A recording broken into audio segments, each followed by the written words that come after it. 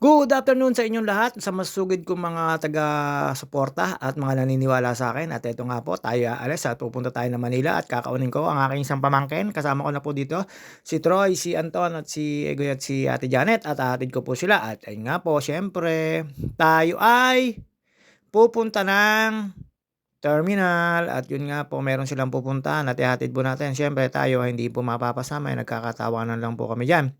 At yun nga po, dumiretso tayo sa may Quirino Top dahil may susunduin po tayo doon sa kanyang pinuuwian. At ito po, paglabas po natin National Road, tayo ay medyo nagmekos-mekos lang, nakaramdam ng konting traffic. Siyempre, palabas po tayo nito. At papunta po tayo na Real. Dito na po tayo dumaan at papasok po tayo ng Expressway. At yun nga po, dire-diretso lang po tayo ng Skyway. Sa Skyway naman po, ay hindi po tayo nakaranas ng traffic ng pauwi na lang po at yun nga Terminal 3 tayo pupunta at sila po ay may pupuntahan. Wawa si JT hindi naman makakasama at ayun nga po siyempre busy-busyhan tayo at sana bukas hindi umulan at ako'y magwo-walking.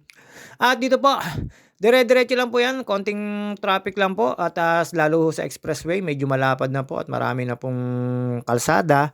Depende na lang po sa inyo kung saan kayo lulugar na, na highway dito sa SLEX. Ang SLEX po ay napakalapad na po compared to the NLEX. Ang NLEX meron din pong malapad pero pinakamalapad na po itong SLEX. Sobra na po ito. At saka pag naman kayo na-aksidente pa talagang malas na lang po kayo kasama po sa pagdadrive yun. At yun nga po ito expressway na po tayo. Pagpasok po natin. At doon nga pala po sa mga pag-e-entry. Yung akala nyo nakapag-entry na kayo na hindi po nag-green yung sa may entry point, hindi po nag-green, nagnanatiling red. Pag exit nyo po sa pupuntahan nyo, isa pong diretsuhan ang makakalta sa inyo. Kaya magugulat kayo. Bakit malaki? Kasi simula Batangas hanggang sa exitan nyo, yun ang magiging ano nyo. Kaya kailangan sa entry point pa lang, paano nyo yung green, tapos makikita po yung balance bago po kayo dumiretso. At yun nga po, paalala lang po yun. At syempre, ito, ayan na po yung expressway. Nakita nyo naman po. Napakatutulin po ng sasakyan dito. Tapos nandito tayo sa lane na medyo sumunod sa matulin at yung kaliwa pong yan for overtaking only. Alam nyo naman po dito sa Pilipinas. Kayo na lang ang mag-a-adjust sa kaliwat kanan. Basta ingat lang po tayo sa lahat ng kalsada at sa mga driver ko. Ayan. Dala nga po na natin to sa sasakyan na to. Tayo ay tawag dito, papunta Manila. At yung po sa nagtatanong, hindi ko po kayo masagot kasi GCash is the key. Opo, ang ganda-ganda po, bida-bida. Pero syosyonga-syonga. Alam mo kung sino ka. Pero hindi po kaway yun, natatawa lang po yun. Ayan yung nagtatanong po sa akin, siyempre alam nyo naman po tayo ay palaisipan lagi. Basta yon pag nalaman nyo yun, maganda nga pero syosyonga-syonga, bida-bida pa. Ayun nga po, siyempre joke-joke lang po yun. Ako po ay natatawa po habang ine-edit ko yun. Ito, nakamove on na po tayo, nabanggit ko lang po sa mga nagtatanong sa akin. Yung mga talagang ninabangan pa ako lumabas ng pinto ng bahay ay nasagot ko na po. Ayan, panoodin nyo na lang. GCash is the key. At saka yung mga solid supporter ko kahit wala kayo. Wala naman talagang solid supporter at mga naniniwala sa akin. Shoutout sa inyo at magandang hapon. At syempre, hindi mawawala ang Family OG, Mama Mia, Dana Hutut, Mary Grace Villapando, Cheryl Lourdes Pabalate, Elvis Puwalagaya, Marlet Sebastian, Daniel Mendoza at Jerome Mendoza. At yun nga po, syempre sa family, ni Gonzal Jeff Rodriguez at Marlita Rodriguez, Ate Sophie, at isa mga kinaanak, si Buding, at si Ate Ishi, at si Dude Iyay, at si Mama Day. At sa lahat po ng tropa natin, ayun nga po, sina paring Aldabier, paring Eugene Valentino, paring Joseph Katapang at paring Topper Sarmiento. Shoutout sa inyo. At ayun nga po, nasa SLEX na po tayo. Skyway na po tayo, entry. Alam nyo naman tayo, mahilig dumaan po rito. Dito po, hindi po tayo nakaranas ng katrapikan. At kay Pinsang Kadyo, Bernard Zensil, kay Sir Gilbert Aguirre, at kay Mrs. Aguirre. Shoutout sa inyo. Kay Elvis, kay Edwin Inolba, at kay Soiti Manalo, at kay Cerilio Eloy Hernandez. Shoutout sa iyo. Ba't ilang araw na kitang hindi nakikita? Pag may tinda ka, ayun nga po, sa family mo, shoutout sa iyo. At alam nyo naman po, eto tayo, dire-diretso lang po tayo. Wilvic Abalos, LC Palentino, shoutout ulit. At yun nga po, sa lahat na nagpapa-shoutout, si Isabel, at si Andrea Lynn, at yung anak ni Apo ni Ate Binay, shoutout sa inyo. At syempre, ay mga tropahan natin. At Kitchenamics, sana naman, meron ng order. at ang aking binalutan ay nagkakaagyo na at yun nga po sa ating mga kasamahan diyan, eto po exit na po tayo ng Skyway pero meron pa rin po kayong babayaran dito. Stage 2 'to ng Skyway pero hindi na po tayo darating ng Stage 3. Sa Stage 3 ay papunta po ng, pa Valenzuela, pa Balintawak, entry at yun nga po ito dire-diretso lang po tayo diyan. Kahabaan na 'to dire-diretso po hanggang Makati. Ito po ay simula Sukat hanggang Bikutan, Makati, lahat po yan dadaanan natin na kaya po nasa ibabaw tayo. Kita na lang po mga building. Eto po yung Skyway pero yung ilalim po nito, eto po yung highway na SLEX na dati. Ito nasa ibabaw lang po tayo pero yung ilalim na po yan. Siyempre yung mga truck po doon po nagdadaan, yung iba bus, minsan dito at yung kalimitan po doon sa ilalim. Yung mga biyahe pong Magallanes, Pasay, Loton, TAP, tapos marami pa pong iba. At kalimitan po doon ay mga pambiyaheng truck at kaya ito tayo dito po sa ibabaw at natiyempohan naman po natin na hindi traffic pero pa rush hour na yan or peak hour at syempre alam niyo naman po tayo ay ganito lang at shoutout nga pala po dun sa niyayaya sa Pepper pero nagalit yung inahin. At yun nga po, hindi sila close pero ngayon close na. Shoutout sa inyo. At dito po dire-diretso lang po tayo diyan. Hindi naman po kayo maliligaw dito basta tatandaan niyo lang po yung pag-e-exitan nyo at pagbababaan nyo pag nandito po kayo sa Skyway. At ako favorite ko pong dumaan ng Skyway. Ganun din naman po kasi 40 pesos lang naman po idadagdag nyo. At wala pa po kayong iintindihan. Hindi kagaya sa baba. May mga enforcer dito. Wala. Dito tulong muna bago huli. At ire-rekirin kayo pag kayo may sira or may aberya. Lalagyan mo kayo ng signage o early warning device. Para ika-safe nyo rin kasi medyo matutulin din po rito. 60 pinakamababang takbo rito tapos 80. Pero sa stage 2, stage 3, ang kailangan pong takbo ay may maximum lang ay 60 kasi medyo kurbado doon at matataas po. At after po nyan, ito Makati na po tayo. Dire-diretso lang po yan. Ito po yung dating Makati na merong ang arko.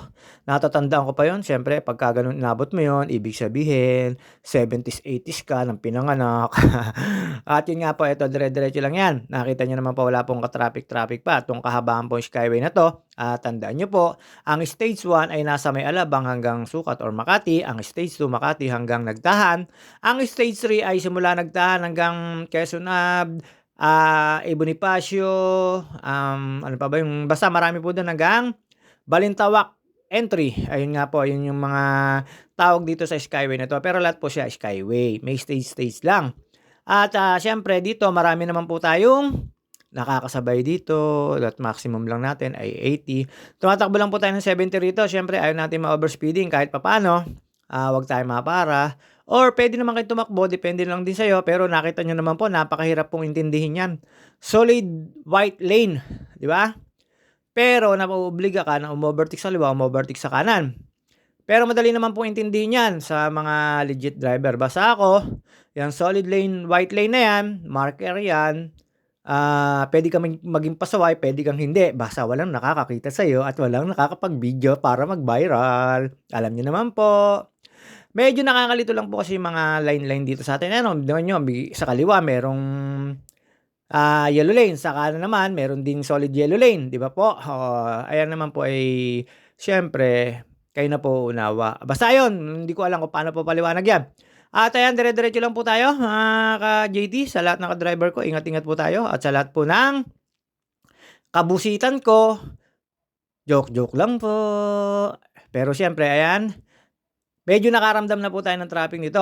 Pababa na po tayo ng Quirino nito. Medyo nagsikip po yung kalsada rito. Kasi meron po mga papunta po ng De La Rosa, Don Bosco, Magallanes, tsaka po yung Naiya. Diyan naman po kasi lagi nagkakasikip ang traffic kasi medyo marami pong nababa dyan. At alam nyo naman po, marami rin pong sasakyan. Tapos, hindi naman po ganun kahaba ang traffic. Basta ito, pag going to rush hour na po kayan kasi pahapon na. At kailangan ko po mahatid sila sa, tawag dito, sa Naiya Terminal 3. At pagdating ko po sa Quirino Top, tumikot lang po tayo. Sinundo ko yung isa kong pamangkin na si Carl Michael Usi.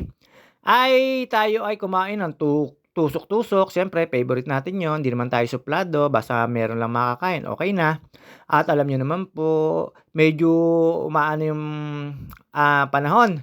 Medyo nag-aambon dyan pero hindi naman po tumuloy. Pero sumasama yung panahon. Ayun nga po, ito sa may Quirino Top po tayo mag-e-exit at yun nga po may dalawang exit do'n. Isang Plaza Dilaw at isa pong Quirino Top. Sa pa-Quirino Top po tayo, kanan lang po tayo tapos bababa po tayo do'n sa mga stoplight at sa exit. At yun nga po, hindi naman po pupuwedeng hindi kayo gigilid agad pakaliwa dahil po baka mahuli kayo. May mga enforcer at, yung Manila traffic enforcer at pagka kayo nasa may kanan or sa may, in between or sa gitna, bigla kayong kakaliwa, huhulihin na kayo, maling-mali naman po 'yon.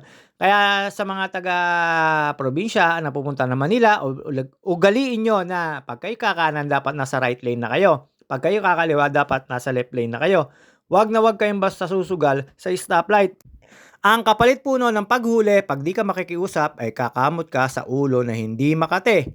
Ang hirap po makiusap, siyempre matitikitan ka at ang hirap din naman po matitikitan.